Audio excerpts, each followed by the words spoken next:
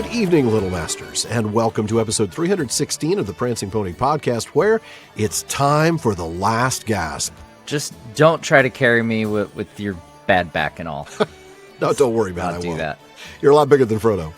That's true. Folks, pull up a bench in the common room and join us. I'm Matt, the Nerd of the Rings, and I'm here with the Man of the West, who doesn't know how far he has to go because he doesn't know where he's going, Alan Sisto. Well, is it my fault that GPS signal in Mordor is so terrible? I mean, really, come on. Folks, join us as our heroes find an unlikely road in our third of 4 episodes on Mount Doom, the third chapter in Book 6 of The Lord of the Rings. Folks, no matter how you arrived, you're all welcome here in the common room. At the Prancing Pony Podcast, we are reading and talking our way through Middle-earth with plenty of speculation and bad jokes along the way. That's right. Now, we love our deep dives into the lore, discussing our favorite themes, and a whole lot more. But we try to keep it light and fun, like a couple friends chatting in the pub. And we're glad you've joined us. I'm sure you'll be glad you joined as well. But before we get to tonight's chapter discussion, it's time to talk about the newest addition, or edition, to our shelves in Kingly Gifts. Now, today we're going to take a brief look at a book that we started quoting as we've been on this journey to Mount Doom, Pity, Power, and Tolkien's Ring by Thomas P. Hillman. Now, the book released in December, published by Kent State University Press. They're the publisher of many of Dr. Verlin Flieger's books, along with other Tolkien scholars. And it is a deep dive, close reading look at the theme of pity in The Lord of the Rings. Tom is a longtime friend of the podcast, and we'll be visiting with him next week, actually. Mm-hmm. But as we'll be approaching the Sammath Naur, then, we'll be talking about these moments on Mount Doom with him next time. Today, we want to look at the book as a whole. Yeah. Tom's been writing for years on his blog. It's called Alas, Not Me, where his work has proven to be insightful, thought-provoking, challenging, and genuinely eye-opening.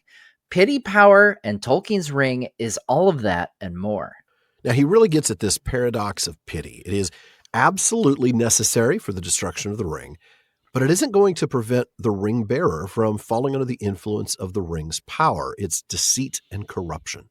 And he does so through a close reading of the text, which is, he says, as indispensable for explicating the nature and role of pity and the ring as it is for perceiving the details which enable us to describe them.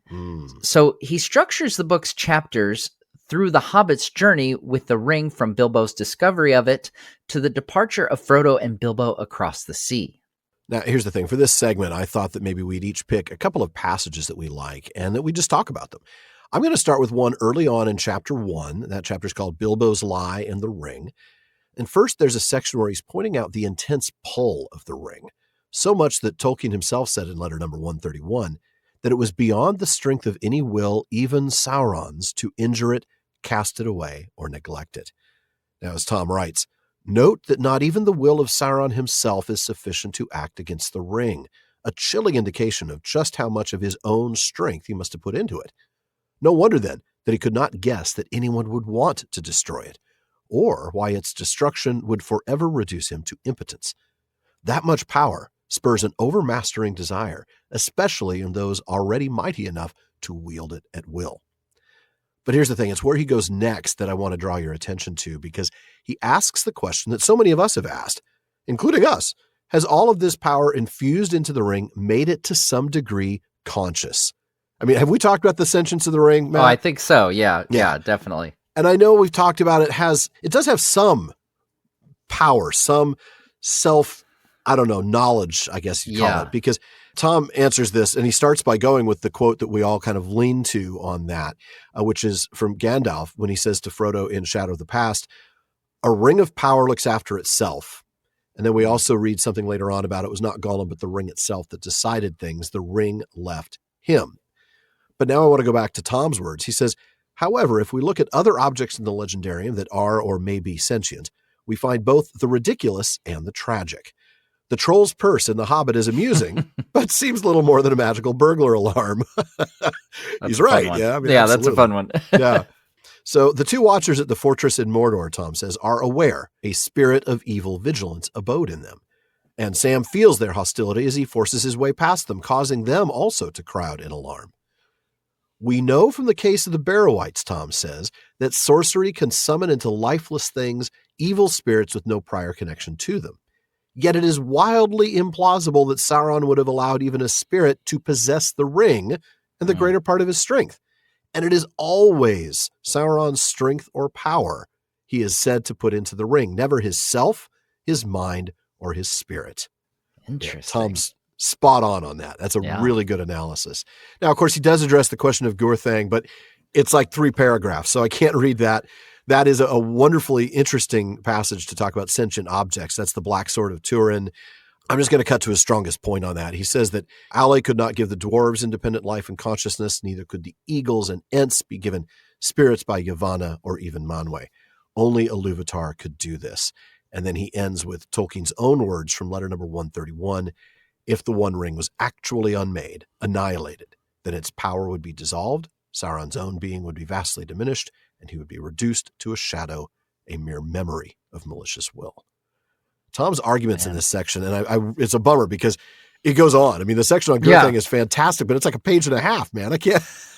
Yeah, you stopped just when like my interest level was, because you know that I love Children of Húrin, and Gurthang is such an interesting relic of Middle Earth because, it gets right to that. Like, what the heck is it? He makes the very interesting point, and I'll talk about it. I just didn't want to read the quote, but he makes the very interesting point that, number one, we can't overlook the sort of mythic nature of the Silmarillion as a text. And also the fact that, frankly, who recorded what it said? Right. There was nobody there. Right. Yeah. We also have to talk about this sword is not going to love the hand of its master. But at that point, it's being given to Beleg, not to Turin.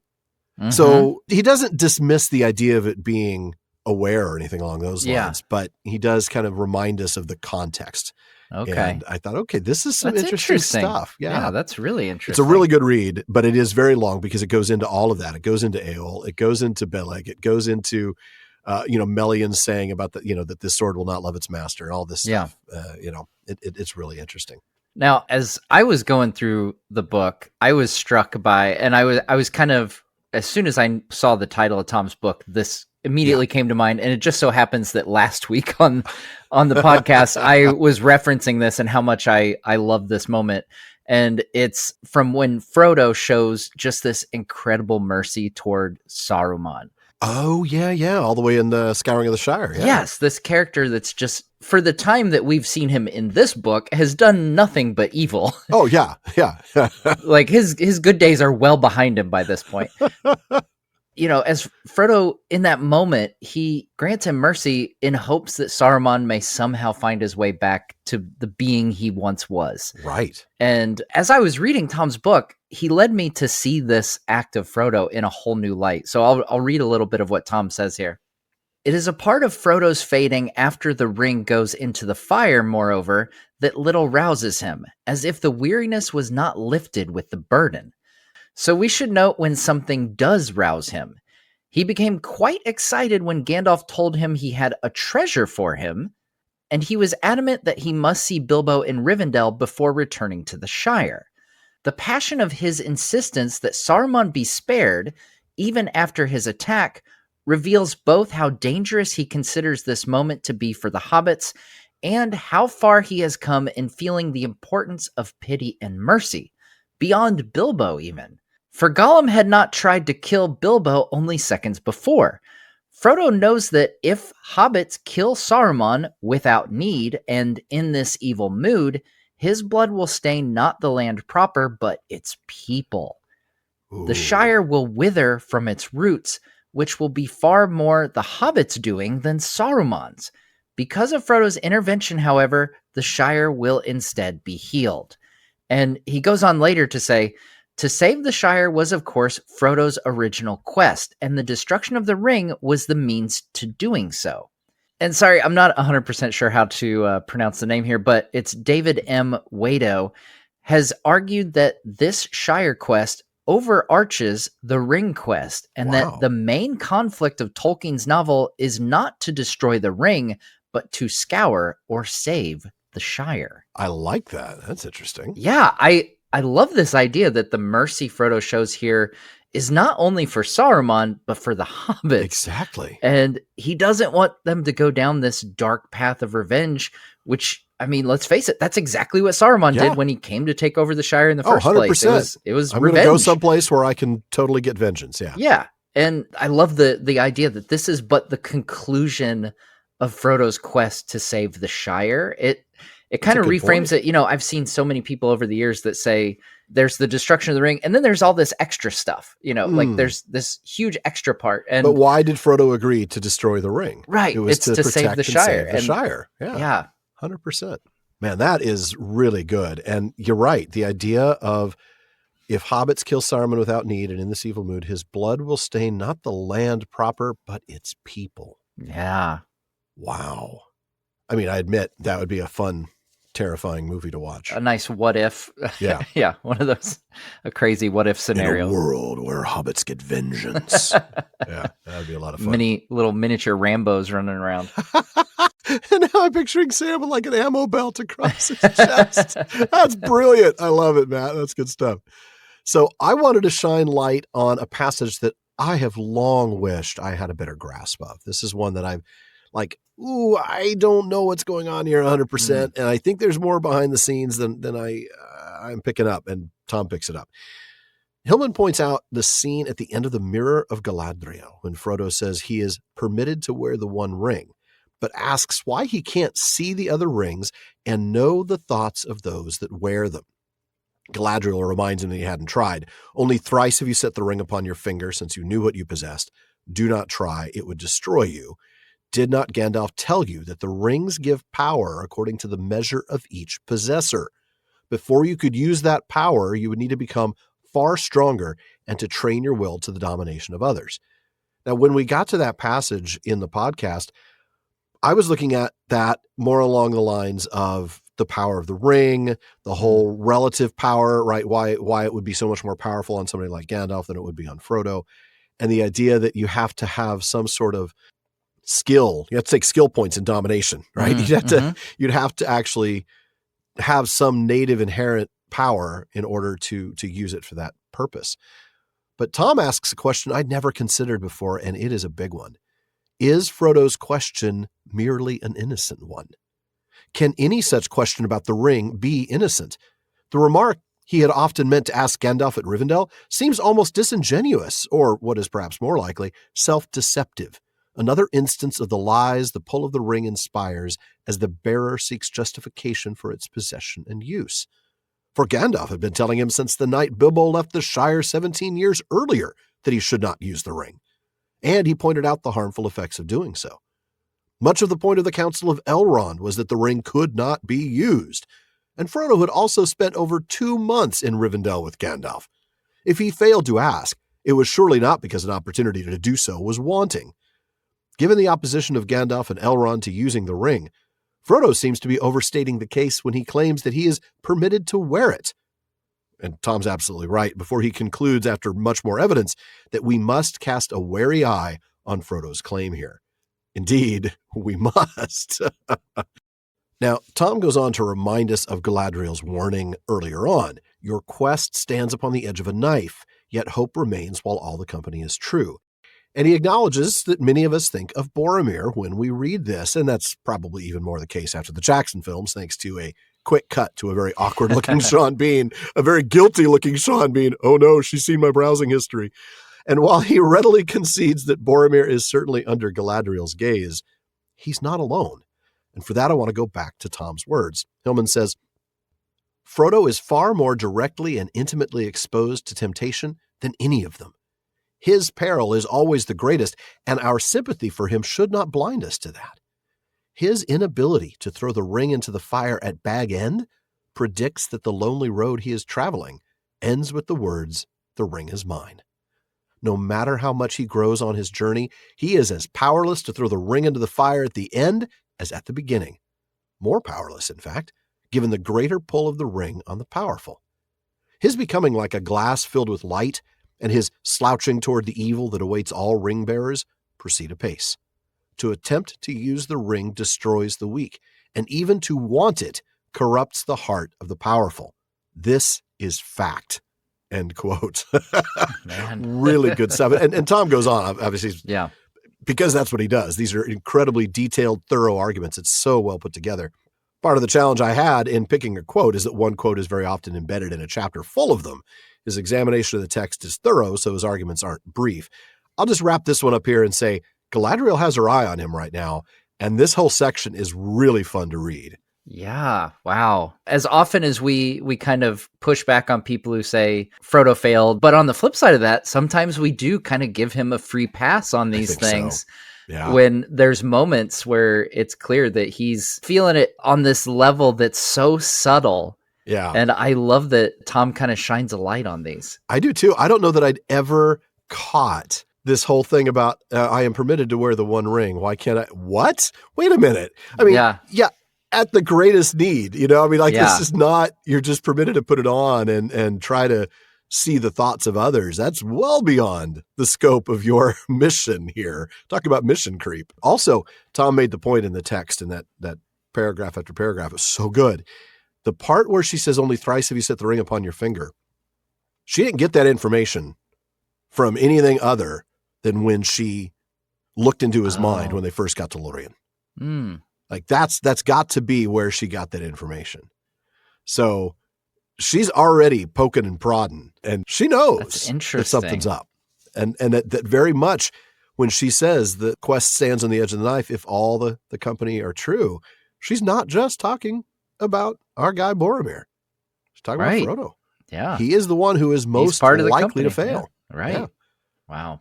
In fact, in a way, because we know he's destined to fail, as Tom points out, he is no more able to throw the ring into the fire at the end than he was at the beginning, which is or a less brilliant observation. Yeah, right. It is. The question isn't whether Frodo will fail. The question is when. The fact that he made it all the way to the cracks of doom before failing is pretty amazing. Right. That's the win. That is the win. That is absolutely the win. And the fact that he doesn't fail when Boromir tries to take the ring or when Galadriel refuses to take the ring. There's so many points at which Frodo could have failed, but oh man, it's such a good book, folks. I mean, the arguments are so well put out. They're just, great stuff. And he ties together, he does in the book kind of what we've tried to do in the podcast for, 8 years, which is pull together disparate parts of the text and say, hey, but remember this, and tying one moment, weeks before connecting to a moment the dots. now. Yeah, exactly. He connects the dots incredibly well. Yeah. Yeah. Now we have one more that I was going to share. Now, Alan, you know that I love a good theory. Oh, headcanon stuff. Yeah. And going down hypothetical rabbit holes. I love a good what if. And Tom has a section of the book that he's comparing Turin to Luthien a little bit, which is, I've never connected those two characters in my mind. And he kind of somewhat poses a hypothetical that really got my wheels turning. And I've been thinking about it a lot since I read this. That Turin might have escaped his most bitter fate had he rescued Finduilas, who loved him, suggests that they, or a child of theirs, might have had a part to play if Turin had not been Turin. The notice taken of his striking good looks, his face more beautiful than any other of mortal men in the elder days, so much so that he could be easily mistaken for an elf even among other elves, also sets up an odd parallel to Luthien, the most beautiful of all the children of Iluvatar. Oh. A parallel that Thingol's declaration to Turin that, in all your life you shall be held as my son, only makes stronger. Oh, that is interesting. Okay. Yes, right? It would be strange indeed if this were pointless.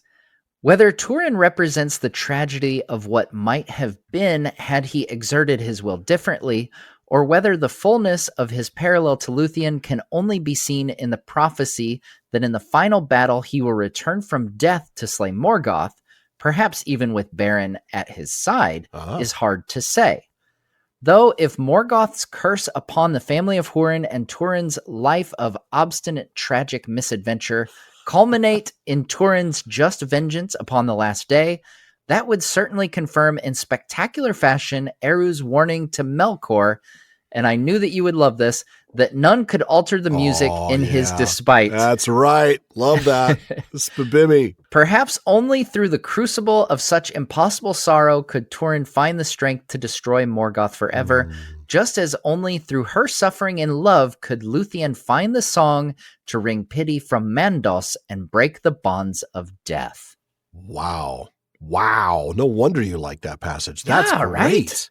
That's some great. I love some good Silmarillion deep dives, and man, linking those two characters, and Turin and Luthien, I've never connected them, but I mean, just the early part of that when you were talking about Turin's incredible good looks. You and I have both been mistaken for Turin at conferences. Oh, look, it's Turin. I didn't know you were only 5'9". But the most beautiful of all the children of Iluvatar for Luthien, and then his face more beautiful than any other of mortal men. Okay, on its own, fine, they're both attractive people. But the fact that Thingol also says, in all your life you shall be held as my son, really ties them together. And then, that last line about only through, how did he put it? The crucible of such impossible sorrow. What a way to put it. Yes. Could Turin find the strength to destroy Morgoth? And then similarly, only through her suffering and love could Luthien break the bonds of death. That is rich. And can I just say, I think we now have the subtitle for our episodes on Turin. Obstinate Tragic Misadventure. Right. Is there a way great title to describe it better? I don't think so. Oh, man. In a life of obstinate tragic misadventure, Turin. The good-looking one. Yeah. Man, that is good stuff. And folks, the whole book is filled with these kinds of I never thought of that before sort of moments that you just can't look at the text the same way. Really, really great stuff. Well, let's take a quick break and then we'll get into tonight's text.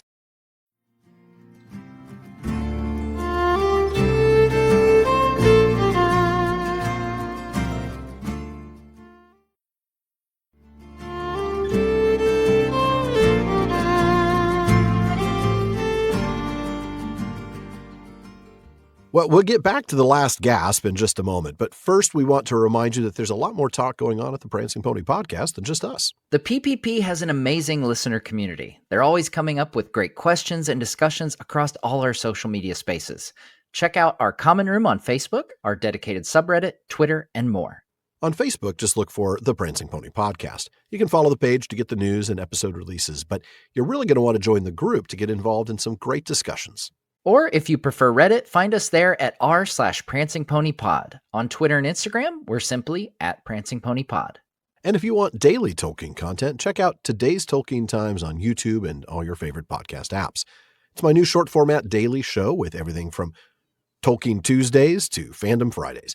Be sure to check it out at youtube.com/@TolkienTimes and follow @TolkienTimes on all your social media. Now, let's go ahead and get into the text for tonight. Alan, why don't you start us off? All right. Now for it.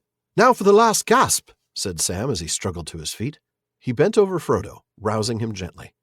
Frodo groaned, but with a great effort of will, he staggered up, and then he fell upon his knees again. He raised his eyes with difficulty to the dark slopes of Mount Doom towering above him, and then, pitifully, he began to crawl forward on his hands. Sam looked at him and wept in his heart, but no tears came to his dry and stinging eyes. I said I'd carry him if it broke my back, he muttered, and I will. Come, Mr. Frodo, he cried.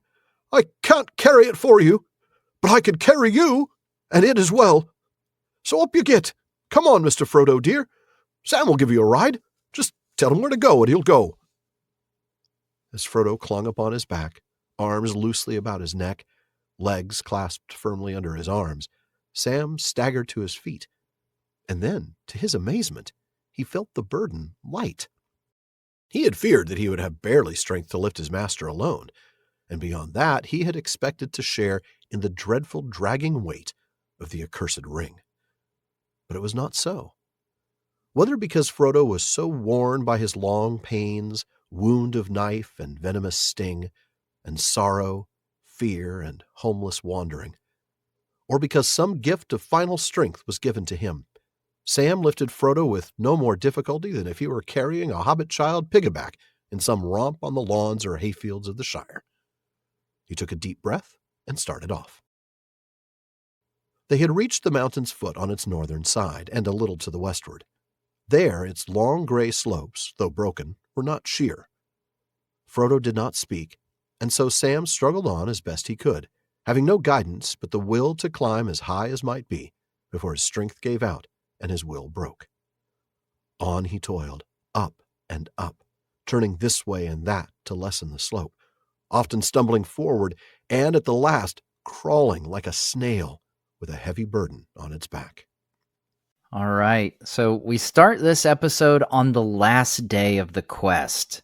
Yeah. And as Sam says, this is the last gasp. Now, he gently wakes Frodo, who digs deep to stand up, only to drop to his knees as he looks up at the mountain. It's like, I'm up. Oh, never mind. Yeah, I'm back down again. Yeah. It's too much for Frodo here. I mean, let's just be honest. He knows that he has to keep moving, but he is so weak now. All he can do is crawl forward. Yeah. And Sam's brokenhearted by this, of course. Just gutted. This is his friend. This is his beloved master. Yeah. He's crying on the inside, but he doesn't shed tears, puts on a brave face here. That's right. And that's exactly what I thought it was at first, that he was just putting on a brave face. He didn't want Frodo to see him cry.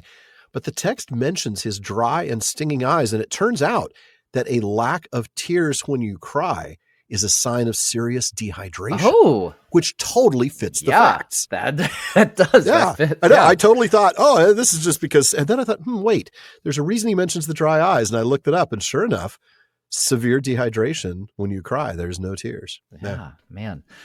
Now, Sam brings to mind his promise to get Frodo up there. We read last week, I'll get there if I leave everything but my bones behind, and I'll carry Mr. Frodo up myself if it breaks my back and heart.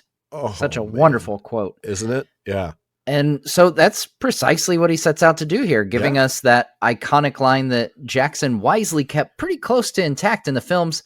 Come on, Mr. Frodo. I can't carry it for you, but I can carry you. One of Sean Astin's finest cinematic moments. Oh, absolutely. Maybe not yours, though. No.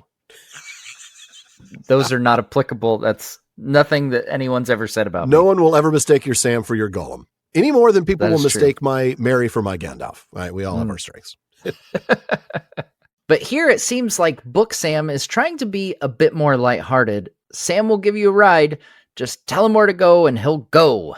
Which Frodo distinctly does not do. Right. He fails to say anything at all. Frodo is on Sam piggyback. The text actually calls it piggyback. It's the same thing. As Sam heads up. And the first thing that Sam notices is how light Frodo is. Yeah. After all, Sam knows that the ring weighs a ton. That's right, from personal experience. It's not just like, Frodo says it's heavy. He knows. Yeah. You know, he's carrying both of them here. Yeah, but it turns out to be easy. And the text gives us a few reasons. So let's talk through this a little bit and speculate about why. You know, we talked about maybe Frodo worn down by physical injuries. So things like the knife wound, Shelob's sting, or some of his other pains. Or maybe worn down by his emotional hurts, right? The sorrow and fear. And this has got to be sinking into a depression, to be honest. Yeah. Or is Sam being given some sort of extra strength here? What do you think? Ooh. Yeah. I kind of like the extra strength. I also think, you know, maybe there's a bit of a adrenaline rush knowing that this is it. Like, this is Rocky Balboa in the 15th round. Oh, it fight. is. Absolutely. You know? Yeah. Like, you just dig the absolute deepest. I mean, they've been digging deep for a while, let's face it. They really have. It's been the 15th round since the Tower of Cirith but yeah. Right. Yeah. But, you know, I think there is kind of a boost in knowing, like, okay, this is it. Right. This is the end, you know? Yeah. Well, you know, he talked about this earlier. We talked about it last week. He knows that they're near the end one way or the other. No matter how it turns out, at least they're almost done. Right. And there is something to be said for that. I sort of think the answer might be to all three of those. Yes. I mean, I think there's some element of Frodo being physically actually lighter, as in put him on a scale at Rivendell, put him on a scale now. He's going to weigh less because of hunger and also because of dehydration. Yep. Definitely dehydration. He has shed a lot of weight. He's looking cut now, but you know, there's a cost. And then also just the fact that the ring itself has in a way, and I don't mean this physically, turned him into a shell of his former self, but I do think there's an element there that the ring, though it weighs Frodo down, in a way makes Frodo weigh less. Like it's hollowed him out in some ways. But yeah, I definitely think Sam Sam has a little extra something. The question is whether it's internal, like adrenaline, or whether it's some sort of external gift of extra strength. Right. Yeah. But yeah, that we don't know. And there's nothing in the text really to give us a clue. Yeah.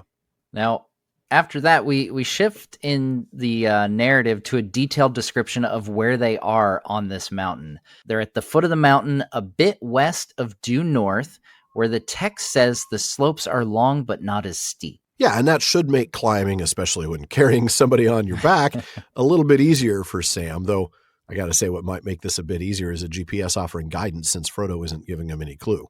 Right, yeah. Yeah, I can't imagine doing the Samwise workout. I mean, you go from, cast iron pots and pans and then to an actual Another person up right. an incline. Like this takes rucking to a whole new level. Yeah. But we do know that Sam knows that up is the general idea of the direction that they should go. Up, Sam. Yeah. Up. So he goes up until both his physical strength and volitional will are emptied. And it turns out that's pretty far, actually. He toiled while climbing, doing switchbacks to make the slope easier. Serpentine. That's right. Yeah, I mean, he keeps going even to the point of, and I'm picturing this, and it is a sad picture. He is crawling with Frodo on his back. Yeah. He himself is crawling, as the text says, like a snail with a heavy burden on its back. So slowly, inch by inch, moving up the slope with a burden on his back. Man, that is intense. So then in the small part that we skip there at the end of the reading before we get to Matt's next reading, once Sam gets to the point of total exhaustion, he stops. But that's not all, is it? No, he doesn't collapse, which, typically in movies, that's what would happen is someone collapse. I'm done. That's how we know. That's how we know they're done. It's the visual language, yeah. But he takes just enough extra strength to take care of his beloved master, and he gently lays Frodo down. I love that. That is so Sam. All throughout, it is just what Sam does. Frodo comes around for a second, right? He breaks the silence to thank Sam and basically ask, are we there yet? Yeah, typical kids, Yeah. But Sam, I mean, he has no clue. He doesn't even know where he's really headed aside from up, like we said. Yeah, just keep going. But it is at least a bit easier to breathe here above the fumes that gathered further down the slope of the mountain. That's true. That makes sense. Absolutely. Well, Matt, I'm going to have you pick up right after that. All right. He looked back and then he looked up, and he was amazed to see how far his last effort had brought him. The mountain, standing ominous and alone, had looked taller than it was. Sam saw now that it was less lofty than the high passes of the Ephel-Duath, which he and Frodo had scaled. The confused and tumbled shoulders of its great base rose for maybe 3,000 feet above the plain, and above them was reared half as high again its tall central cone, like a vast oast or chimney capped with a jagged crater. But already Sam was more than halfway up the base, and the plain of Gorgoroth was dim below him, wrapped in fume and shadow. As he looked up, he would have given a shout if his parched throat had allowed him, for amid the rugged humps and shoulders above him, he saw plainly a path or road. It climbed like a rising girdle from the west, and wound snake-like about the mountain, until before it went round out of view, it reached the foot of the cone upon its eastern side. Sam could not see the course immediately above him, where it was lowest, for a steep slope went up from where he stood. But he guessed that if he could only struggle on just a little way further up, they would strike this path. A gleam of hope returned to him. They might conquer the mountain yet. Why, it might have been put there a purpose, he said to himself. If it wasn't there, I'd have to say I was beaten in the end. The path was not put there for the purposes of Sam. He did not know it, but he was looking at Sauron's road from Barad-dûr to the Samath Naur, the Chambers of Fire. The Chambers of Fire. Chambers of Fire. So this passage gives us a really clear look at the details of the mountain, right? We've looked at bits of this before in an effort to determine the heights of the Ephel-Duath and the inner range of the Morgai. But let's take a look at it again, this time completely and in more detail. Yeah, now that he's made his way partway up the mountain, Sam sees it's not as bad as it looked in isolation. In fact, it's not even as high as the pass of Cirith Ungol. That's right. And we get some specifics here. The base of the mountain climbs 3,000 feet or 1,000 meters, with the cone on top of the base going up half as high again. So in other words, another 1,500 feet or 500 meters for a total height of approximately 4,500 feet or 1,500 meters. That's right.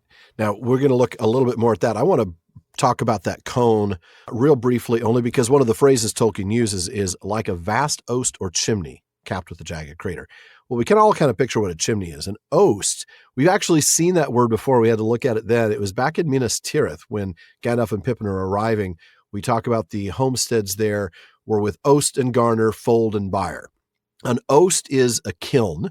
And so, you can kind of get the idea of what this is. I believe specifically that an oast was a kiln used for drying hops. So, but yeah, that's what we looked at before way back in that chapter. I love all the words that Tolkien uses. That right. Like, what does that mean?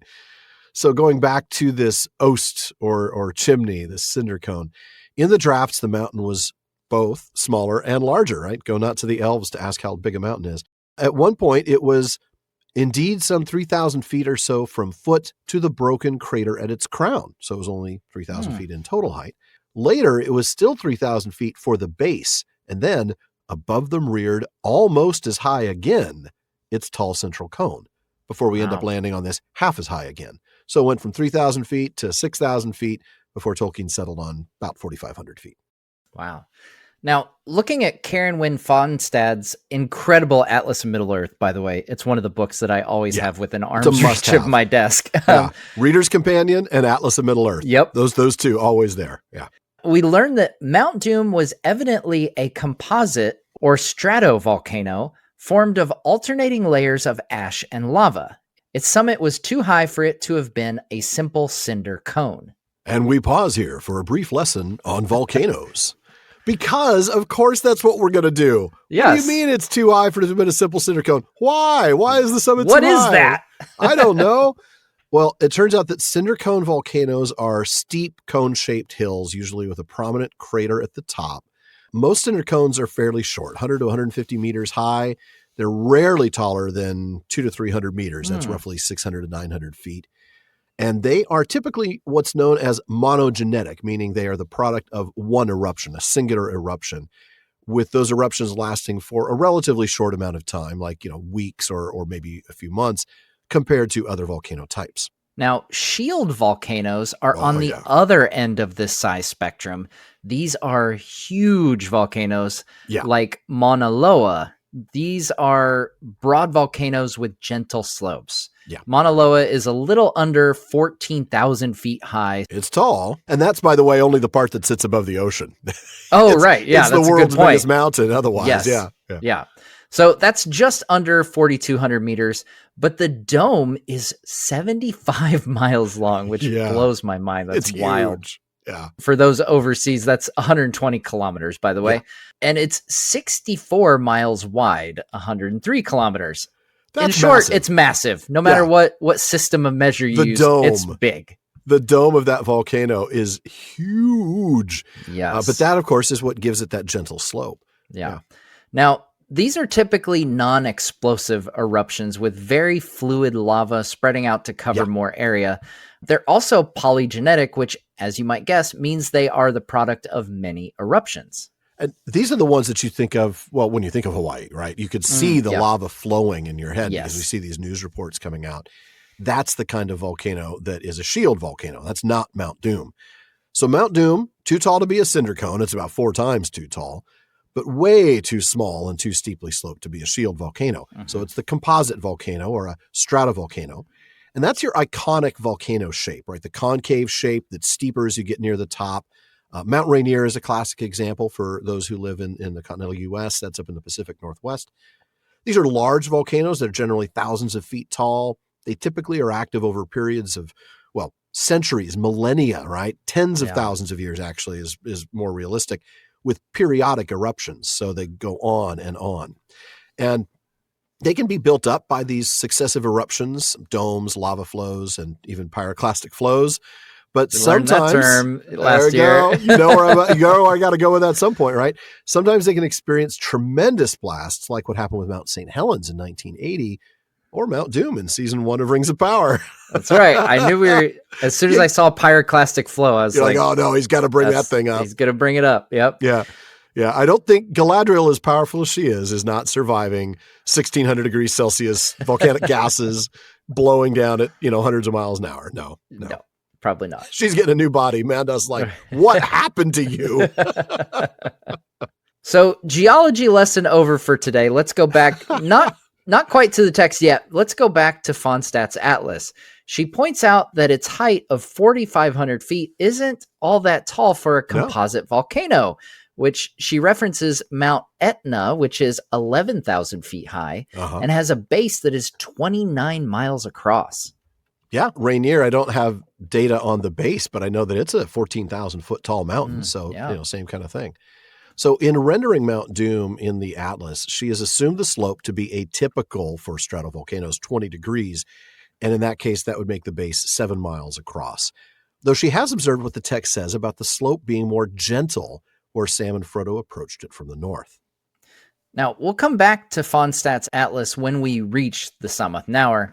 But back to the text, we see that Sam's halfway up the 3,000-foot base, so he's already gained around 1,500 feet of elevation. Yeah, that's quite a bit. It's impressive. Yeah, the Gorgoroth now is looking dim through the fumes, and you'd think that would give him like a reason to be cheerful, but it isn't the gain of elevation that's made him so happy, or I should say that's about to give him a little bit of help. It's the presence of what looks like a road. Yes. He sees it coming from the west, going up right to left as he's looking at the cone, and it appears to reach the base of the cone, so the 3,000-foot level, before it wraps around that side of the mountain.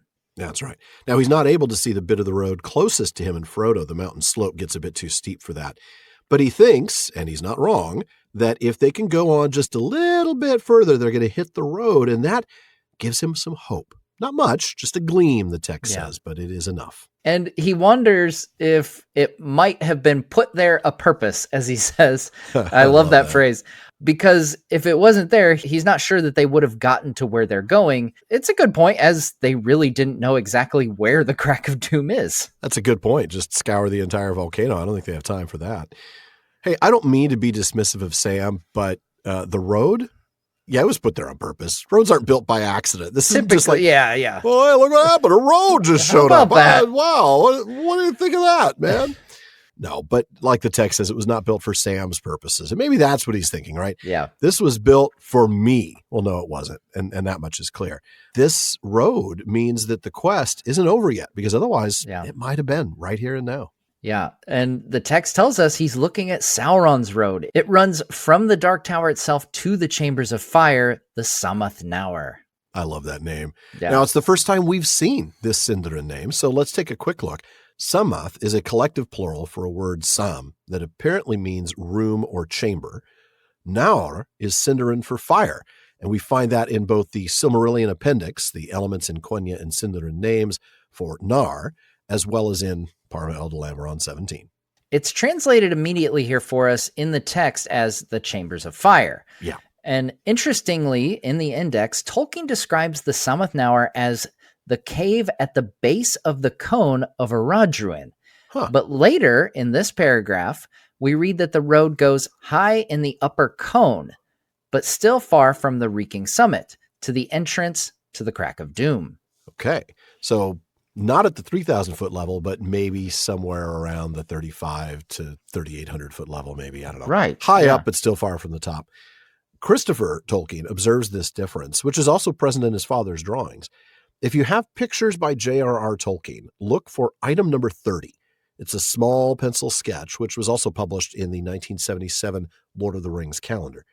Christopher notes in that book, in this sketch is seen the long sloping causeway that led up the mountain's eastern side, carrying Sauron's road from Barad-dûr up to the dark entrance of the Samath Naur, the Chambers of Fire. In all versions of the text, the climbing road came high in the upper cone, but still far from the reeking summit to a dark entrance. In the sketch, the entrance seems to be at the base of the cone. But then Christopher notes that in the original drawing, there are additional details visible, specifically little vertical line markings that indicate that that part of the slope is actually part of the cone. So at least the drawing fits, even if it doesn't look like it initially.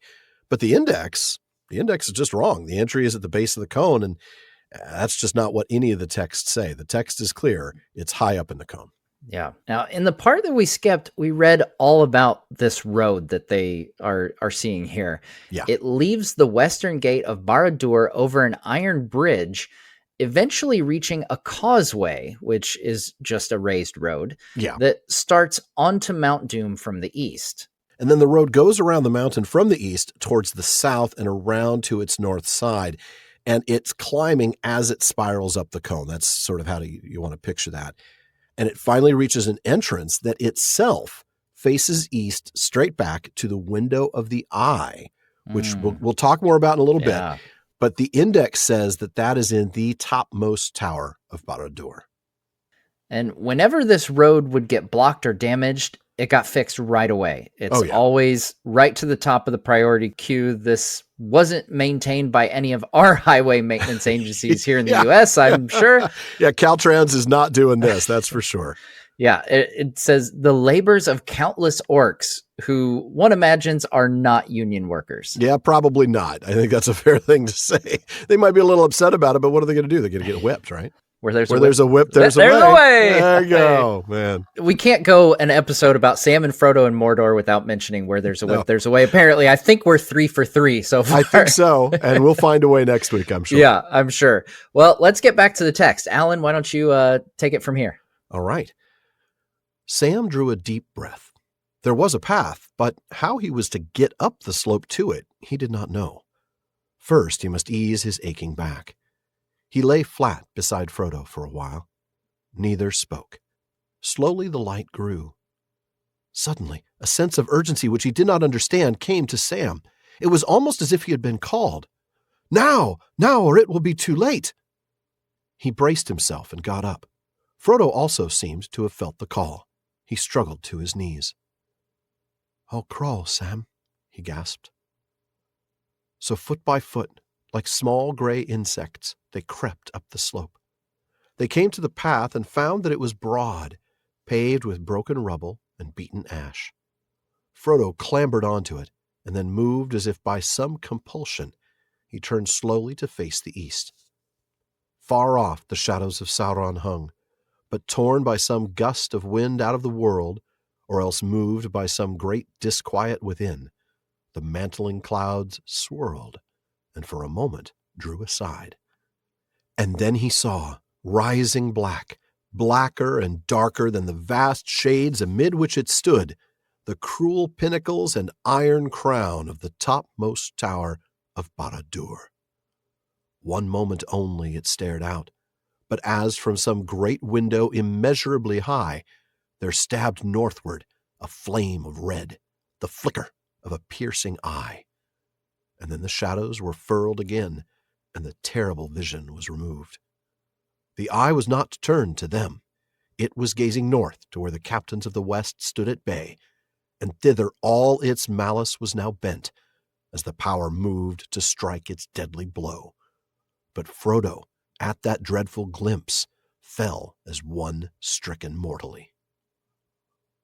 Wow, that is an intense moment. Yeah. All right. So there's a road, but the question is, how do we get to it for Frodo and Sam here? Yeah. Nobody to ask directions for either. You go down to this side road a half a mile, and then you hang a ride at the gas station. Yeah. If Sam's going to continue to carry Frodo, he absolutely has to give his back a break first. I feel that. Who can blame him, right? Yeah. So he lays down next to Frodo, both of them silent as the morning goes on.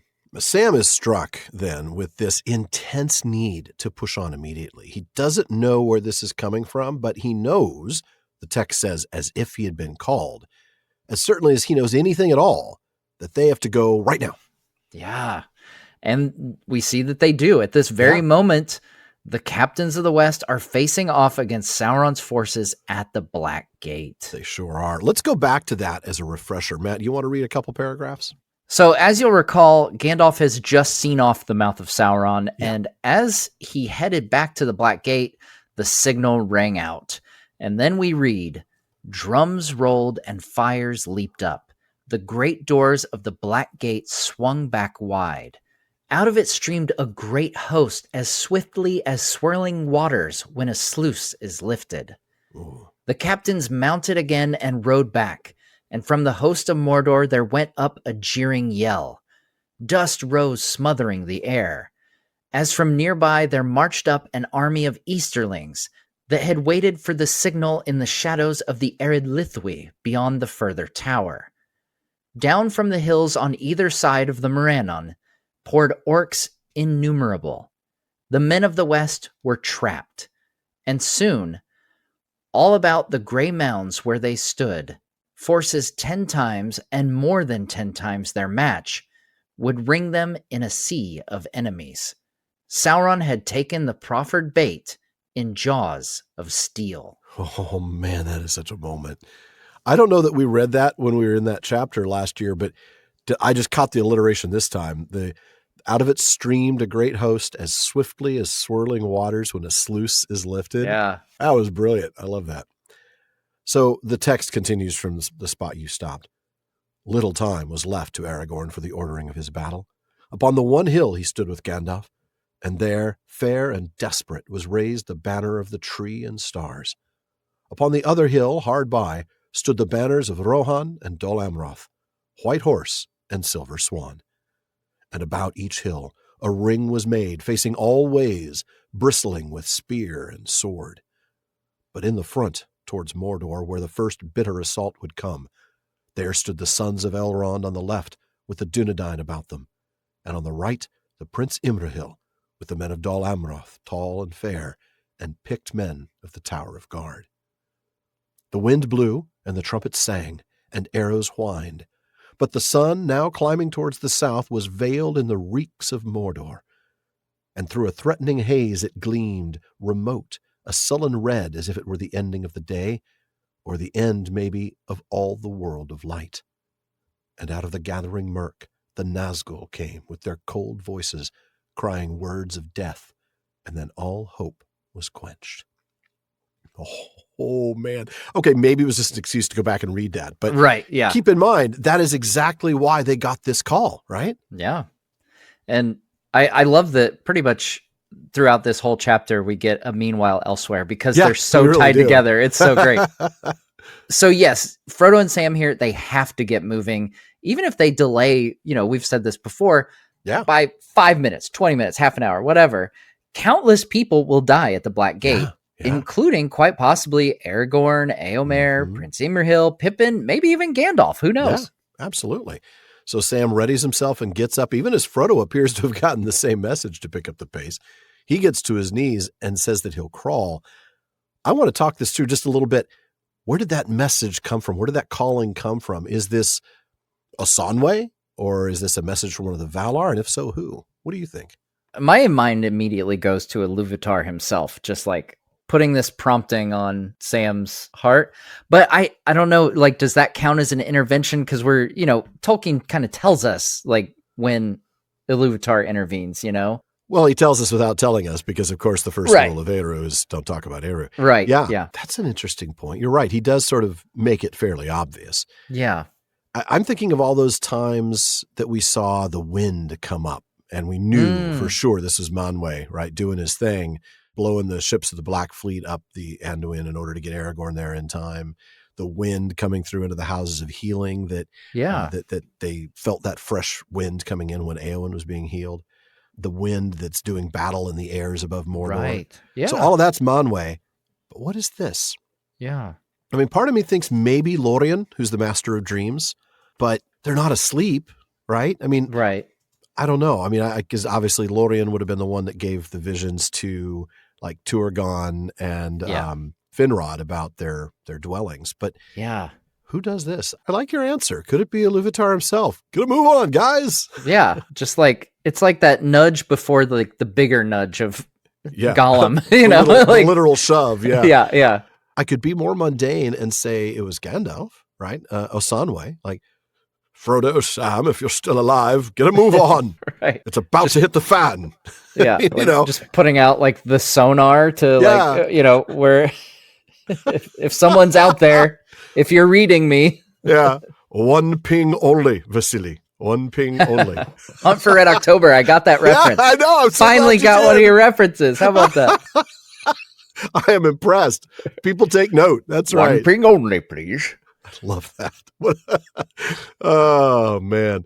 So aside from that, this timeline discussion, what's going on when, made me look more carefully at the dates.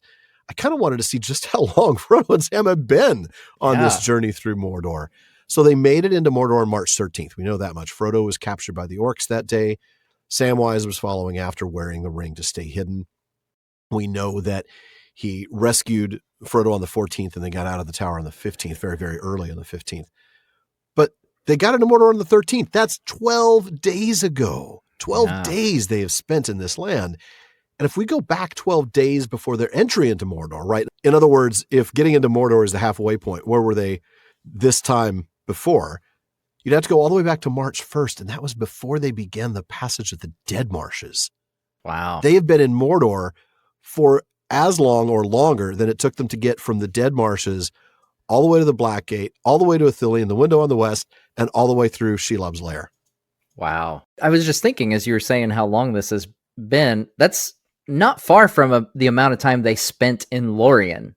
Oh, yeah. It was about 2 weeks that they were in Lorien, and I imagine that was far more enjoyable than these 12 absolutely. Days. I think the passage of time is much more easily marked. 12 days for these. The 12 days of Mordor, Frodo gave to me. Oh my gosh. A threat for taking the ring. I'm making this up as I go, folks, which is why I got to stop right now. Right now. All right. Well, go back to looking at the text here. The camera, as it were, draws back a bit, and we see Frodo and Sam described as insects crawling their way up the mountain to the path that encircles it. And they get there and see that it's a wide paved road. I got to say, that is a lot of labor for a road that is rarely, if ever, used. I mean, when did he use this? When he made the One Ring all that time ago. Has he used it since, really? What does he do? Go and hang out at the Samath Naur?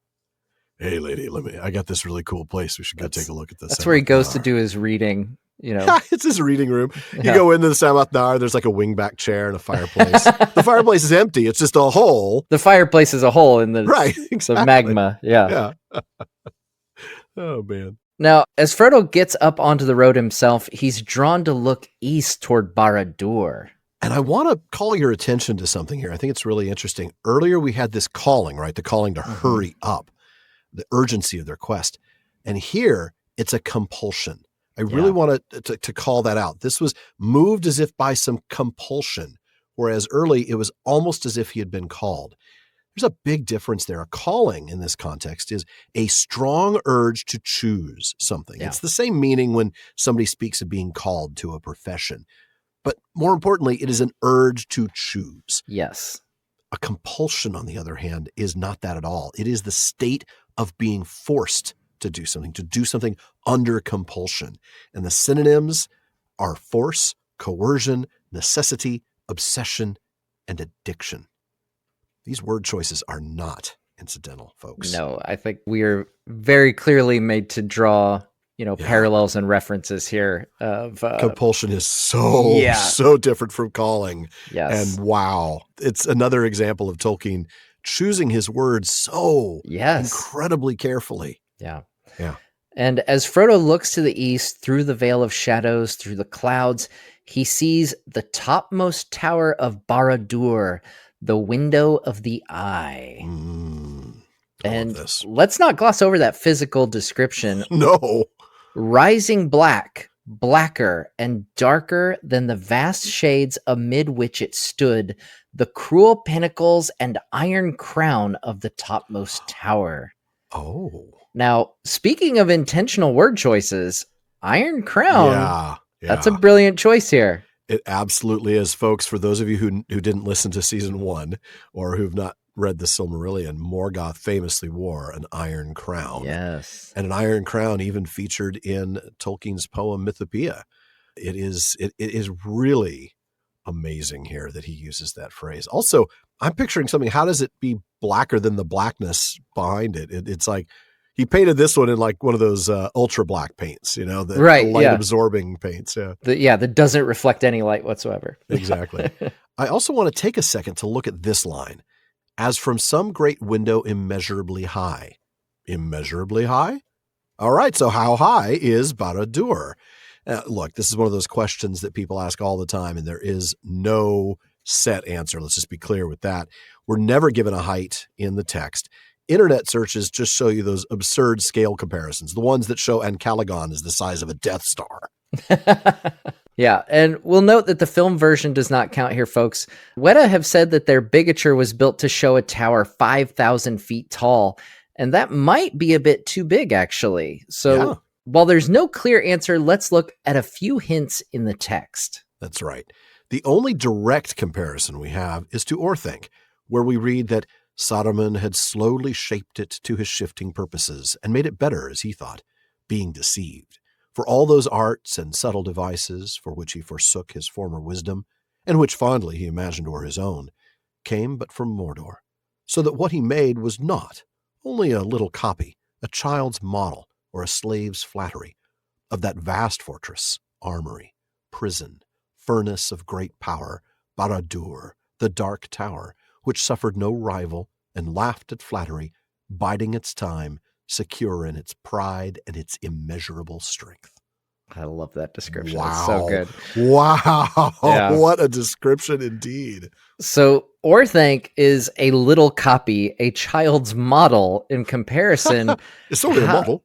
Yeah. And how big is Orthanc? That immediately brings the question. How big is Orthanc? So that we know. Yeah. The text says that between the 4 spear points of stone was a narrow space, and thereupon a floor of polished stone, written with strange signs. A man might stand 500 feet above the plain. So 500 feet tall, but that's a little copy of Barad-dûr.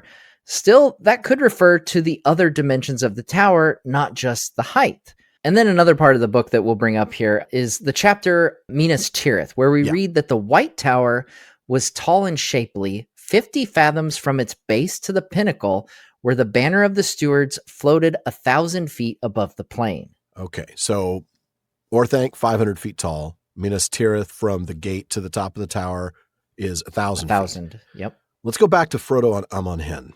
He sees Minas Tirith, all right, white-walled, many-towered, proud and fair upon its mountain seat. But then he sees another fortress, greater and more strong.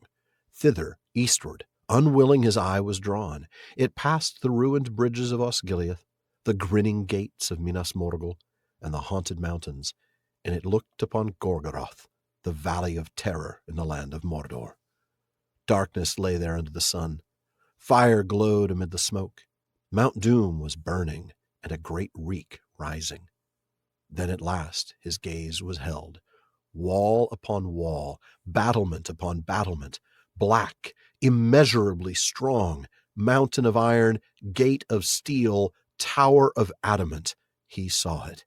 Barad-dûr, fortress of Sauron. Wow. That's so good. I love the descriptions of Barad-dûr. It's so and good. Both of them include immeasurable strength or immeasurably strong. Yeah. So Barad-dûr is greater and more strong than the 1,000-foot tall city of Minas Tirith, and it's so much bigger that Orthanc and Saruman's tower is a little bitty copy. They don't make toys that are 1/3 scale. I mean, they do, but then you wouldn't call that a little model. Right. Yes. So like this is like the toy version that you know, when the movies are coming out, you could pick up a little bitty Orthanc from Walmart or something. But even if you built the Lego Orthanc, yes, the Lego one would be bigger. Yeah. A little model, right? It was still not 500 feet tall. Yeah. Thank goodness. Where would you put that? Yeah. But we just passed another clue moments ago, though it was in the part that we didn't read in the last section. Yeah. Thence, turning and encircling all, that's the mountains, wide girth from south to north, this is talking about the road, climbed at last, high in the upper cone, but still far from the reeking summit, to a dark entrance that gazed back east straight to the window of the eye, in Sauron's shadow-mantled fortress. So the key phrase here is straight to the window of the eye. Okay, straight to the window of the eye. And we know that the window of the eye is in the topmost tower, so it's near the very top of Barad-dûr. The problem is, even if the entry to the Samath Naur is, let's say, 4,000 feet high, right? 500 feet below the summit, but 1,000 feet up from the cinder cone. That still doesn't tell us the height of the Dark Tower. The problem is, we know the tower is built on a spur of the Ash Mountains that comes down from the north. So it depends on the height of the mountain upon which the tower is built. So at the end of the day, even with all those quotes, we don't have a firm answer. My best guess is it's at least 2,000 feet tall. That'd be 4 times the size of Orthanc. So it would make it a little child's model, a little copy.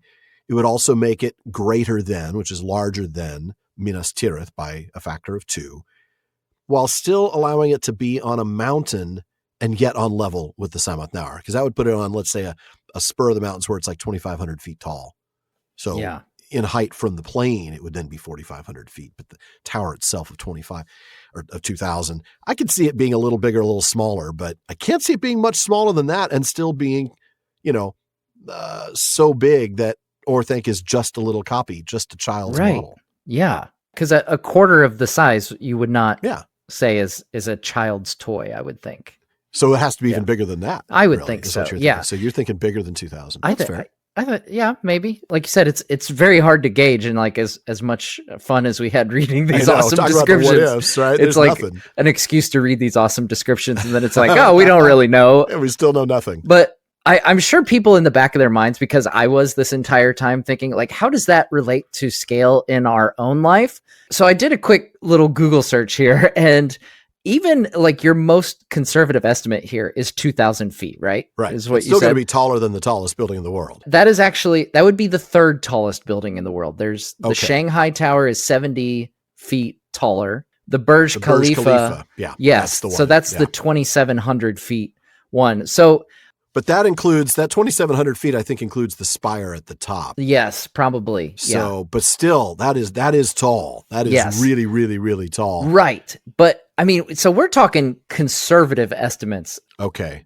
So maybe 2,500 or 3,000 feet. Yeah. Like I still got to think, however you look at it, even at its most conservative, Barad-dûr is going to be easily in the top 2 of towers in our real world. Yeah, I mean, I guess if you go to a 6-to-1 ratio to Orthanc, then it's 3,000 feet tall.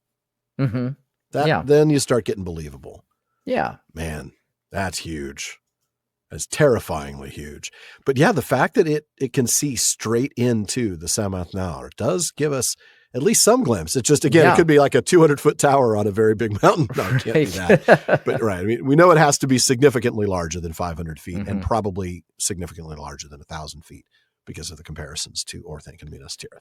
Now, getting back to the text, for a mercifully brief moment, Frodo sees a red flame flickering, its light stabbing toward the north. Now, the Eye of Sauron is not looking toward Mount Doom. It is not looking toward Frodo, precisely because it's engaged elsewhere. As it was meant to be, right? So the text says that it's looking north to where the captains of the West are, that it's ready to strike that killing blow. But speaking of killing blow, just catching that glimpse of the eye looking in an entirely different direction was enough to just blast Frodo down as one stricken mortally. And I'm going to have you pick up right there with what happens to him after he is stricken in such a way. His hand sought the chain about his neck. Sam knelt by him. Faint, almost inaudibly, he heard Frodo whispering, "Help me, Sam. Help me, Sam. Hold my hand. I can't stop it." Sam took his master's hands and laid them together, palm to palm, and kissed them, and then he held them gently between his own. The thought came suddenly to him. He spotted us. It's all up, or it soon will be. Now, Sam Gamgee, this is the end of ends. Again he lifted Frodo and drew his hands down to his own breast, letting his master's legs dangle. Then he bowed his head and struggled off along the climbing road. It was not as easy a way to take as it had looked at first. By fortune, the fires that had poured forth in the great turmoils when Sam stood upon Cirith Ungol had flowed down mainly on the southern and western slopes, and the road on this side was not blocked. Yet in many places it had crumbled away or was crossed by gaping rents. After climbing eastward for some time, it bent back upon itself at a sharp angle and went westward for a space. There at the bend it was cut deep through a crag of old weathered stone, once long ago vomited from the mountain's furnaces. Panting under his load, Sam turned the bend. And even as he did so, out of the corner of his eye, he had a glimpse of something falling from the crag, like a small piece of black stone that had toppled off as he passed. A sudden weight smote him, and he crashed forward, tearing the backs of his hands that still clasped his master's. Then he knew what had happened, for above him as he lay, he heard a hated voice. "Wicked master," it hissed. "Wicked master cheats us, cheats Smeagol. He mustn't go that way. He mustn't hurt Precious. Give it to Smeagol, yes. Give it to us.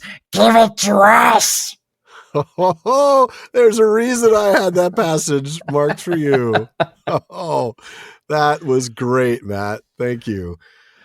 I want to go back to the beginning, though, as much fun as we had in that last little bit.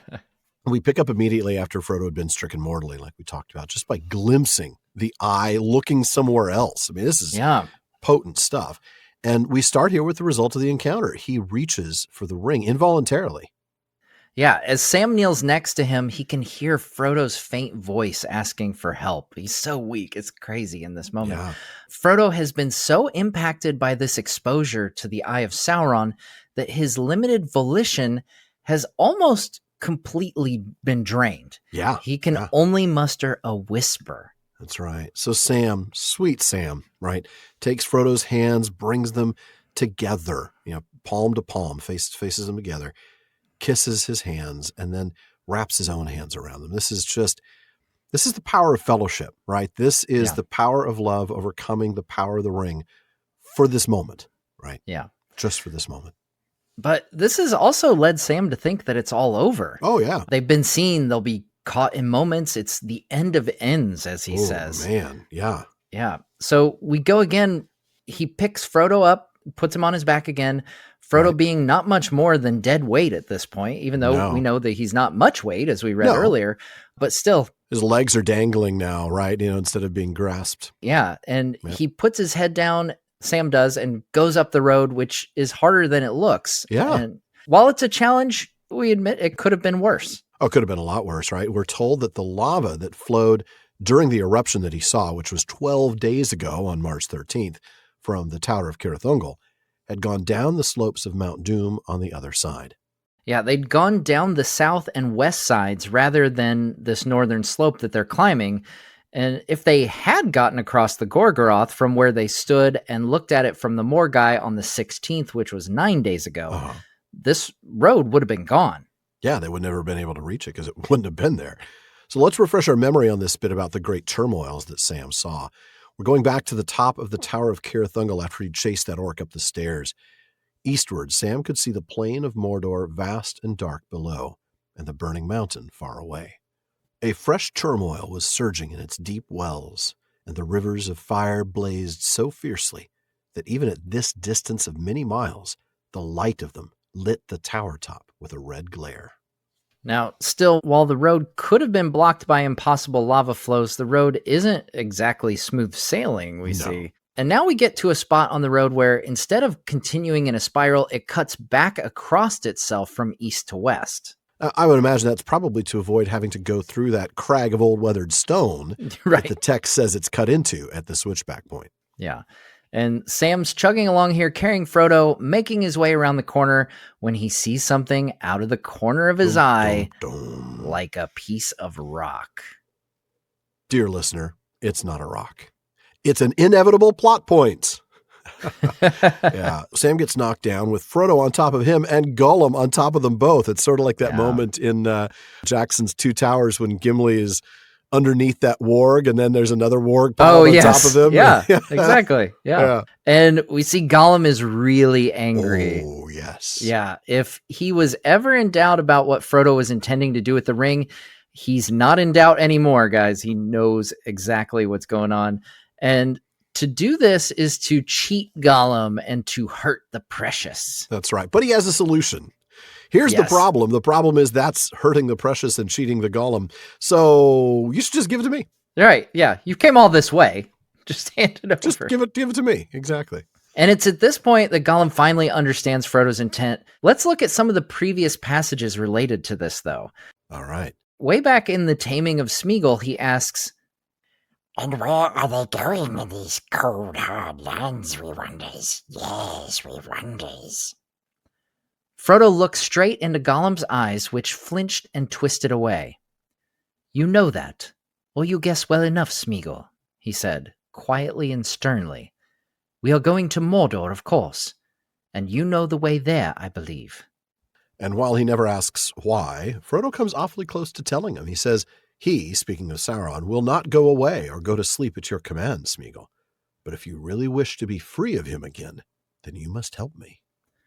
Then when we get to the Black Gate is closed, Smeagol is still not asking the question why. Though Frodo wouldn't answer it if he did. No, of course not. Master did not ask. Master did not say what he meant to do. He does not tell poor Smeagol. He says, Smeagol, take me to the gate, and then goodbye. Smeagol can run away and be good.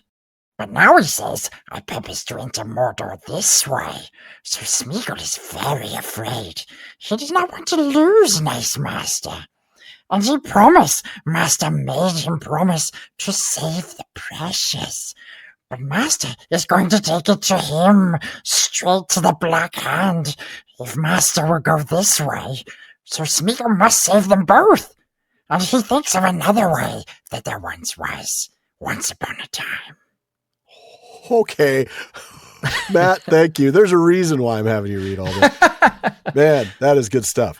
But so we see here now Gollum clearly understands. Yeah, and knows. as we'll see next week, he knows precisely what will happen to him if and when the ring is destroyed. Yeah. As we talked about in last week's mailbag. That's right. You have chosen poorly. Yeah. That's right.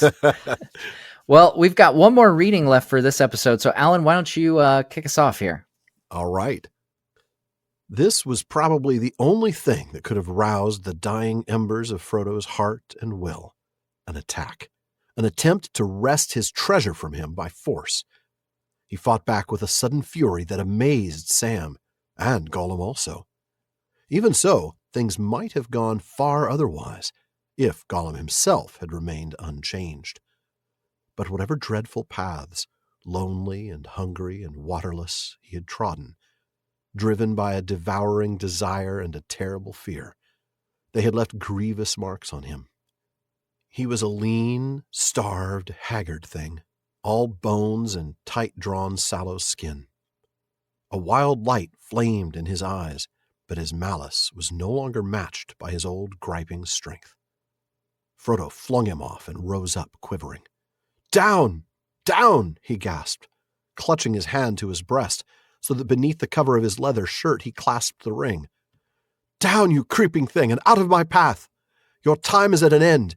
You cannot betray me or slay me now. Then, suddenly, as before under the eaves of the Emyn Muil, Sam saw these two rivals with other vision. A crouching shape, scarcely more than the shadow of a living thing, a creature now wholly ruined and defeated, yet filled with a hideous lust and rage. And before it stood stern, untouchable now by pity, a figure robed in white, but at its breast it held a wheel of fire. Out of the fire there spoke a commanding voice. Begone, and trouble me no more. If you touch me ever again, you shall be cast yourself into the fire of doom. The crouching shape backed away, terror in its blinking eyes, and yet at the same time, insatiable desire. Then the vision passed, and Sam saw Frodo standing, hand on breast, his breath coming in great gasps, and Gollum at his feet, resting on his knees with his wide splayed hands upon the ground. "Look out!" cried Sam. "He'll spring!" He stepped forward, brandishing his sword. "Quick, master!" he gasped. "Go on! Go on! No time to lose! I'll deal with him! Go on!" Frodo looked at him, as if at one now far away. "Yes, I must go on," he said. "Farewell, Sam. This is the end at last. On Mount Doom, doom shall fall. Farewell." He turned and went on, walking slowly but erect, up the climbing path. And we'll stop there for this episode. My goodness, so much to unpack. Getting real, guys. It really is. Now, we stick with Sam's perspective here as he gets up and gets ready to fight, only to see that there's not much he can do. Gollum is trying to get that ring. Oh, he really is. And not surprisingly, this draws a reaction from Frodo. I love the way Tolkien puts this, though. Roused the dying embers of his heart and will. Yeah. Frodo's will is gone. I mean, it is Yeah. nearly spent. It's just embers left from a fire, but trying to take the ring is definitely fanning the flames. Yeah. Tolkien suggests that if Gollum had been the Gollum of old, and remember, we last saw him almost 2 weeks ago as he led them to Shelob's lair, Right. this fight might have gone differently despite Frodo's renewed vigor. Yeah. But like our Hobbit heroes, Gollum's been through a lot since then. Huh. We don't know what, but Tolkien makes it clear that it's changed him. It sure has. I mean, lonely, hungry, thirsty, filled with a combination of fear and desire. And now he's sort of become this exaggerated version of himself. I mean, he's always been a sort of skin and bones guy, and now he's even more that, just completely haggard. Yeah, but his hatred isn't enough. It's no longer accompanied by what Tolkien calls his griping strength. Now, that's not a typo for gripping strength, by the way, though that is what the word means. The verb gripe, meaning complain or grouse, that's practically a new word. It's not attested until 1932. But what it used to mean, and certainly this is the definition that Tolkien was intending here, is to clutch or seize firmly. And it's from Old English gripen, grasp at, lay hold, or attack. Frodo is now able to shake Gollum off of him because he doesn't have that griping strength. Shake him off, shake him off. Sorry. Wow, that's a really recent reference for you. I know. Wow. That might be the first time and probably the last. It's because my daughter, that song shows up in a movie, but I'm not sure which one. I can't remember off the top of my head. I don't know. I mean, I'm aware of it, though. So that's 2 references of yours that I've gotten in one episode. That's impressive. Good. What are you batting about? 183? You're going to go back to the I'm minors, lucky. Matt. Yeah. I'm not above the Mendoza line. I know that. No, the Mendoza line. That's a first reference. I don't See? think, I don't think Sean would have gotten that. That's a deep baseball reference there, That folks. is a deep baseball reference. I love it. All right. So Frodo shakes him off and then stands up and he's shaking. Yeah. He speaks to Gollum in a way that's reminiscent of when he confronted him at the Morannon when the Black Gate is closed. He warned Gollum, reminding him that he'd sworn on the precious and that the oath would twist him. And he said back then, "In the last need, Smeagol, I would put on the precious, and the precious mastered you long ago. If I wearing it were to command you, you would obey, even if it were to leap from a precipice or cast yourself into the fire. And such would be my command." Man, that is very, very striking and very similar Yes. to the way he speaks here. And he commands him down, down, just as he had before, not at the Black Gate, but when he made Gollum speak his promise in the taming of Smeagol. "Down, down," said Frodo. "Now speak your promise." Yeah, but this time with more "stay out of my way, your time is done" mixed in. In fact, he tells Gollum that he is past the point of betrayal or even murder. Huh. Oh, my first thought is he's clearly not past the point of betrayal, since biting off the finger with the ring still on it would be seen as betrayal. But I have to wonder, and this is an interesting little hypothetical, right? Would this claim of Frodo that you cannot betray me or slay me now, would that have held true if Frodo hadn't tried to claim the ring for himself? From a literal sense, yes. If Frodo had cast the ring into the fire right away, Gollum wouldn't have had the opportunity to betray him. But let's think it through differently than that, right? Gollum is now unable to betray or slay Frodo. True? Or is Frodo completely delusional here? Gosh. Yeah, I wonder is it something like Frodo won't be surprised by the betrayal? Like, can you be betrayed by somebody that you expect to do you harm? That's true. By definition, a betrayal is sort of unexpected. Right. Unless you're Wash and Firefly, in which case it's curse you in your sudden but inevitable betrayal. Mac. Which you could argue Gollum's is. I mean, let's see. Sort of, yeah. Let's be honest. That actually would have been a great line for Frodo here. Curse you in your sudden but inevitable betrayal. That fits. All right. And now we're taken back to that moment we just read from The Taming of Smeagol as we get Sam's perspective compared to that moment, seeing Frodo and Gollum with other vision. And that's when we read, for a moment it appeared to Sam that his master had grown and Gollum had shrunk. A tall, stern shadow, a mighty lord who hid his brightness in gray cloud. And at his feet a little whining dog. Yet the two were in some way akin and not alien. They could reach one another's minds. Here, though, Sam doesn't see Gollum as a whining dog, but as barely a living thing at all. In fact, he sees them as somebody who's completely ruined and defeated. A couple things on that. I love the line, a creature now wholly ruined. Remember, in the shadow of the past, Gandalf explains to Frodo, even Gollum was not wholly ruined. Now he is. He's completely and wholly ruined now. But let's be honest, it isn't Frodo who's ruined him. It's the ring. Yes, it's absolutely the ring. He's been defeated by the ring. Yeah. And Sam here sees Frodo differently as well. And in both cases, Frodo's described as stern. And yet, just before the first moment, we're told that he looks down at Gollum with stern pity, while here he is said to be untouchable now by pity. That is important. And speaking of pity, I want to go back to Pity, Power, and Tolkien's Ring. We talked about this last week, and Tom will be on with us next week to talk about the book. Hillman argues that here, Frodo's sternness has gone beyond righteousness toward cruelty. For given the cardinal importance Gandalf assigned to pity and mercy in the shadow of the past, a lesson Frodo refused to learn until his own sufferings and the wretchedness of Gollum taught him better. To be beyond pity's touch cannot be good. Hillman also spots a very interesting difference in terms of light here. Yeah. In the earlier moment, when Frodo is compared to the mighty lord who hid his brightness in a gray cloud, the lights shine as if from within. But here on Mount Doom, the most important element in the vision is the Wheel of Fire. It blazes with a light of its own, and it has transfigured the mighty lord into an indistinct figure, an it rather than a person. Wow, that's really interesting, catch, isn't it? Yeah. Man, both of these things, the being beyond pity's touch is a really telling thing. Yes. Tells you the transformation that's taken place. Exactly. It's nearly complete. It is exactly why when Frodo gets to the cracks of doom here shortly, he's going to say the ring is mine, right? Yes. I choose now not to do what I came here for. Wow, man. Well, let's move on to what Frodo says here, right? He tells Gollum he will be cast into the fire if he touches Frodo again. I have heard it argued by a few that since the voice is coming out of the fire, that it isn't Frodo talking, but the ring itself. The thing is that doesn't fit with any of what we know about the ring, really. It would give the ring not only a full-blown sentience, which it does not have, but an ability to speak that was never known or observed before. Do you have anything different to say to that? I'm curious what your thoughts are.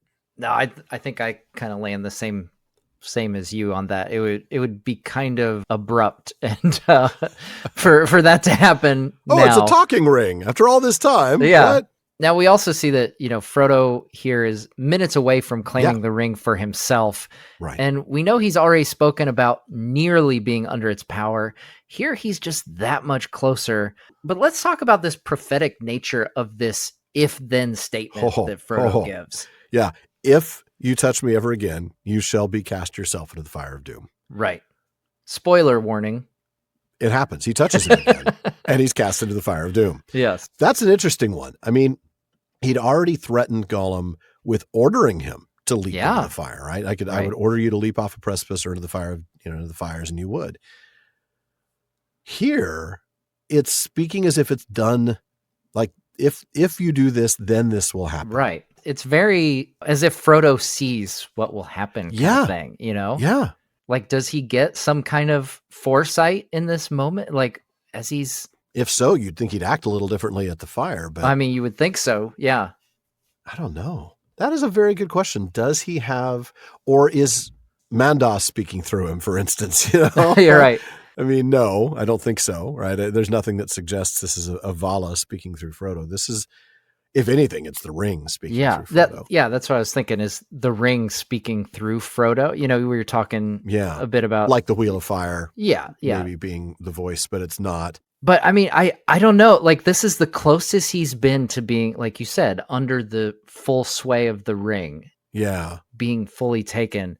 Fully under its power now. Yeah, fully under its power. And it makes me wonder, like, is this, you know, kind of the first step on that that final path where the ring is speaking through him and working through him to a point where it's almost like a warning of the ring to say, if you do this, like, hands off, man. Yeah. Like don't touch me, because like we'll both be destroyed. Well, I don't think the ring even considers that. I think the ring, if it is the ring here speaking through Frodo from the perspective of the ring bearer. Yeah. And the one under the control and power of the ring is basically saying, I'm going to keep myself safe, and that means I'll fling you into the fire. I don't think the ring thinks for a moment Gollum's going to bite the finger off first and then get cast into the fire. Right. And Eru's like, I like this idea of being cast into the fire. Yeah. I'm listening. I've got an idea. I just come up with something. Watch this, guys. This is going to be awesome. Yeah, check us out. Exactly. That's good stuff.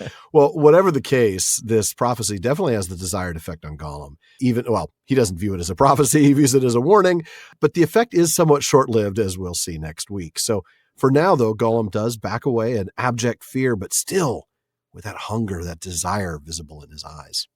Yeah. Now, consider the impact of the ring on Gollum here in light of its own impact on Frodo. That's right. I mean, we see what the ring has done to Frodo in the time that he's had it here in Mordor. How much more powerful is the lure of the ring to Gollum right now? I mean, think about Gollum keeping Frodo and Sam company from the Emyn Muil all the way down to the Black Gate, into Ithilien, through up into Shelob's lair before he betrays them. Okay.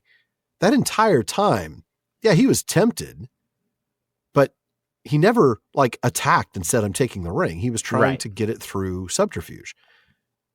Now he's full-blown attacking. Why? Yeah. Because here in Mordor, the ring has even more power, even more lure, even more pull. And there's a sense of urgency. Frodo's going to try to destroy it. Right. There's a proximity warning going off. Yeah. Self-destruct in 30 seconds. Yeah. There's no question in my mind, at least, that the pull of the addiction is here stronger than it's ever been for Gollum. Yeah. You know, a combination of he's been without it for so long. He's craved it for so long. Now he sees that it may be destroyed, and it's ever stronger. It's just stronger here than any other place on the planet. Yeah, man. So this other vision passes, right? Sam goes back to seeing things normally again. Frodo's gasping for breath. He's clutching his chest, right? Gollum is down on his hands and knees on the ground. I want to ask you a question. This other vision, is this a supernatural ability granted to Sam? And if so, who or what has given the ability to see things this way? I mean, it's as if with other vision, or is this literally what anybody would see? The Wheel of Fire and the light and all of that.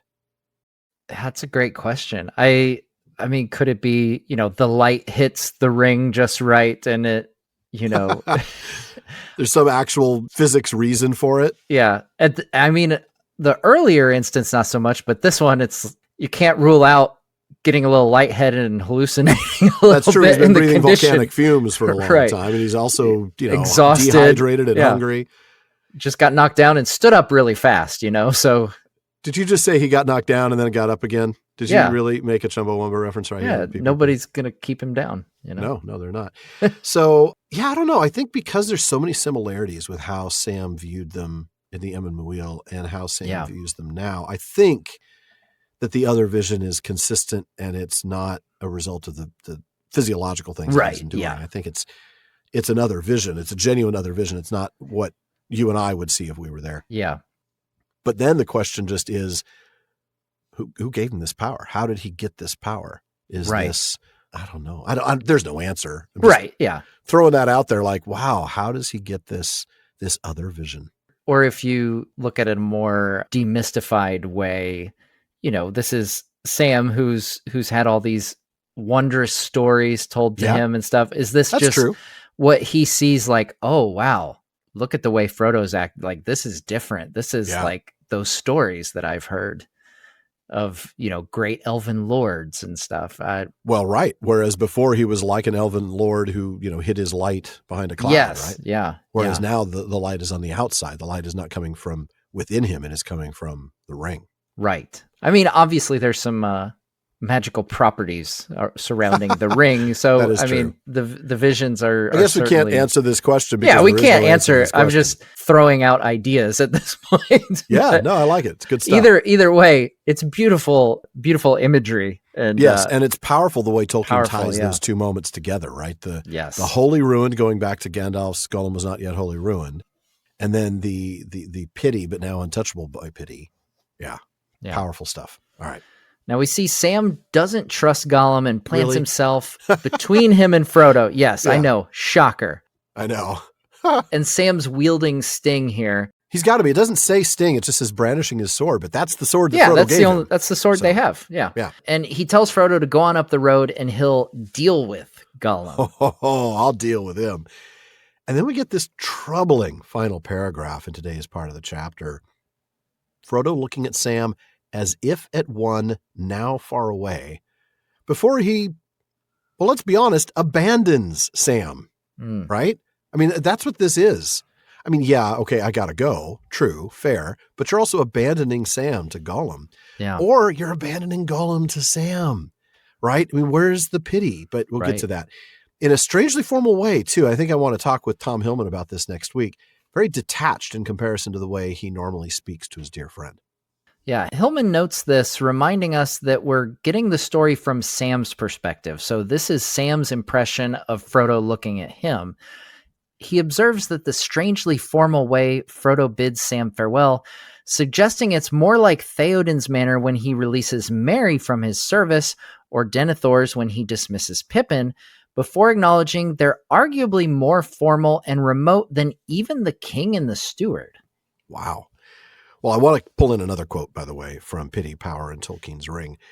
Hillman points out how radically different this Frodo is from the Frodo of earlier that I just mentioned, specifically as it relates to Sam's treatment of Gollum. He goes up the hill not seeming to care what Sam might do, presuming, I imagine, that Sam's going to finally kill him. Yeah. But think back to a couple of other times when Sam wished death on Gollum. Oh, let's tie him up and leave him in the wilderness. I wish Faramir had, had his men shoot him in that pool. In both those cases, Frodo spared Gollum, arguing for mercy, for pity. As Hillman says, Frodo, quote, now shows himself utterly indifferent to what happens to him or Sam next. Can the Frodo of Mount Doom even remember the Frodo of the Emyn Muil, or the Frodo who pleaded with Faramir to show Gollum mercy? No. Wow. And if you're not already pumped for the conclusion of this chapter next week, you'll be pumped to know that Tom will be joining us for a mini interview next week about his new book, Pity, Power, and Tolkien's Ring. And we'll get to the ring's last moments in Arda next week. This is the end at last. On Mount Doom, the mailbag shall fall. What does Parliament have for us tonight, Matt? Chris W. writes in asking, the good guys got together once to defeat Sauron when he was wearing the One Ring. Why couldn't they do it again if he managed to get it away from Frodo this time instead of it being destroyed? Well, let's first start with a little background information on the Last Alliance. I think we need to start there in order to answer this question. The Last Alliance was formed as a result of Sauron launching that preemptive strike on Gondor, right? Isildur then escapes north to Arnor, where he tells his father Elendil what happened. And then as we read in the Silmarillion, in Of the Rings of Power and the Third Age, now Elendil and Gil-galad took counsel together, for they perceived that Sauron would grow too strong and would overcome all his enemies one by one if they did not unite against him. Therefore they made that league, which is called the Last Alliance, and they marched east into Middle-earth, gathering a great host of elves and men, and they halted for a while at Imladris. It is said that the host that was there assembled was fairer and more splendid in arms than any that has since been seen in Middle-earth, and none greater has been mustered since the host of the Valar went against Thangorodrim. Wow. Wow. Yeah. This host is epic, folks. Now, this Yeah, it host, is. greater than any since the War of Wrath, would spend 3 years planning in Rivendell before marching to war. And that's a lot of meetings. That is a That's it. lot of strategic That's a meetings lot of between the prep. generals. Yeah. Yeah. Prep and, forging weapons, that kind of Well, thing. right. That's probably what it is. Yeah. Yeah. And we're told that they spend a further 7 years laying siege to Barad-dûr. 7 years. Yeah, it's a long time. In the films, it seems to go by really fast, but it's a long war, guys. That's right. Now, that's all before that final conflict with Elendil and Gil-galad fighting Sauron personally, as Right. we read in the text. The host of Gil-galad and Elendil had the victory. That is the victory of Daggerlad that it's referencing here before the siege. For the might of the elves was still great in those days, and the Númenóreans were strong and tall and terrible in their wrath. Against Aeglos, the spear of Gil-galad, none could stand, and the sword of Elendil filled orcs and men with fear, for it shone with the light of the sun and of the moon, and it was named Narsil. So that's what Sauron was fighting against when he went man against man. The against might elf. of the elves was still great in those days. Clearly, the Last Alliance is a force unlike any other. I mean, really, you'd have to go back to the War of Wrath to get anything bigger. And ultimately, the answer to Chris's question lies in all that has transpired among the free peoples in the 3,000 plus years since that conflict. Yeah. The elves have been steadily leaving Middle-earth, sailing into the west. They are fewer in number. In fact, part of the reason that Elrond doesn't even bother claiming the title of High King of the Noldor after Gil-galad dies is because there are so few Noldor remaining in Middle-earth after the Second Age. It's kind of like, well, there's only like a few dozen of us. Why am I going to be the king? Yeah. Especially the High King. How pretentious would that be? I have my entire kingdom here in my living room. Yes. These are all my subjects. I am honored by dozens. Yes. A king to dozens. Yes. I love that. Good stuff. So among men, it's a totally different story. The entire northern kingdom of Arnor is gone. They're just gone. The only remnant left is the Dunedain, the Rangers of the North. And I know they send 30, and they're incredible warriors, don't get me wrong, to the Battle of the Pelennor. They help Aragorn get through the Paths of the Dead. But there's just not very many of them. Yeah. I mean, 30 compared to what the Last Alliance would have had. Yeah. I mean, come on. 30,000. Yes. Yeah. And let's not forget the key word here. This was called the Last Alliance of Elves and Men. I don't think they called it that at the time, though, in fairness. They were go, right. Let's call this the Last Alliance. We're done when this is over. The most recent one. It was the next alliance. Yeah. But let's also not forget that while it's called the Last Alliance of Men and Elves, there were also dwarves in that army. There were. And the mighty Khazad-dûm has also fallen by this time. They to the Balrog, the kingdom of Arnor with their wars at the Witch King. I mean, these are decimated you know, in the more contemporary sense of decimated, not a tenth, but these are just destroyed kingdoms that we're dealing with here. I'm glad you pointed that out. Decimation, of course, typically meant, like a Roman legion that had been, disciplined. They would come in and they would kill 1/10 of them. Yes. This force is not 90% the size of the Last Alliance. The men are nowhere near 90%. It's probably more like a 10th. Yes. Yeah. But I also wanted to bring up the fact that even if they could muster a great force, sure, strength of arms, after all, is no guarantee of accomplishing what must be done to defeat Sauron. Right. And we'll look back to the Council of Elrond, where Elrond says that he wouldn't call it a fruitless victory. Pretty close. But it certainly didn't accomplish all that it could. He says, Sauron was diminished, but not destroyed. His ring was lost, but not unmade. The Dark Tower was broken, but its foundations were not removed, for they were made with the power of the ring. And while it remains, they will endure. Many elves and many mighty men, and many of their friends, had perished in the war. Anarion was slain, and Isildur was slain, and Gil-galad and Elendil were no more. And here's the key point from Elrond himself. Never again shall there be any such league of elves and men, for men multiply and the firstborn decrease, and the two kindreds are estranged. And ever since that day, the race of Númenor has decayed, and the span of their years has lessened. Okay, that's pretty clear to me. I mean, never again is never again. Yes. And Elrond has receipts. He does. This is definitely, there's reasons why. You know, there are more men and fewer elves. That causes an estrangement of the races because the elves are kind of, let's face it, they're bitter.